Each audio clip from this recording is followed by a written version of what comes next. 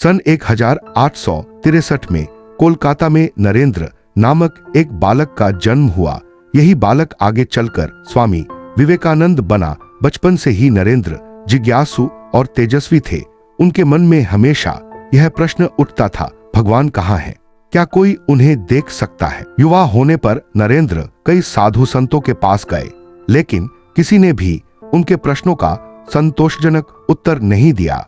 एक दिन वे दक्षिणेश्वर के प्रसिद्ध संत रामकृष्ण परमहंस से मिले। नरेंद्र ने सीधे प्रश्न किया, क्या आपने भगवान को देखा? रामकृष्ण मुस्कुराए और बोले, हाँ, मैंने भगवान को उतनी ही स्पष्टता से देखा है जितनी स्पष्टता से तुम्हें देख रहा हूँ।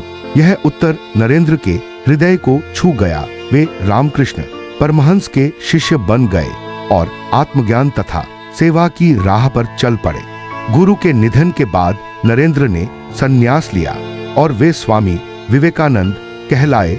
उन्होंने संकल्प लिया कि वे भारत की महान आध्यात्मिक परंपरा और संस्कृति को पूरे विश्व में पहुंचाएंगे। सन 1893 में शिकागो, अमेरिका में आयोजित विश्व धर्म सम्मेलन में स्वामी विवेकानंद ने भारत का प्रतिनिधित्व किया। जब वे मंच पर पहुंचे और बोले, अमेरिका के भाइयों और बहनों, तो पूरे सभागार में तालियों की गड़गड़ाहट गूंज उठी।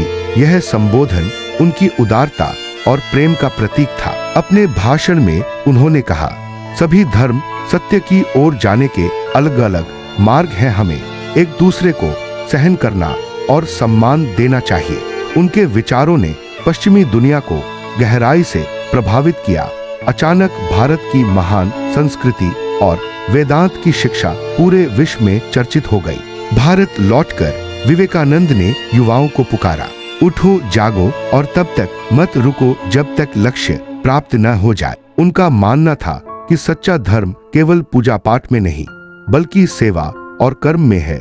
इसलिए उन्होंने रामकृष्ण मिशन की स्थापना की, जो आज भी शिक्षा, स्वास्थ्य और सेवा के कार्यों में लगा हुआ है। स्वामी विवेकानंद का जीवन हमें यह सिखाता है कि आत्मविश्वास, निडरता और सेवा भाव से मनुष्य किसी भी ऊंचाई को छू सकता है।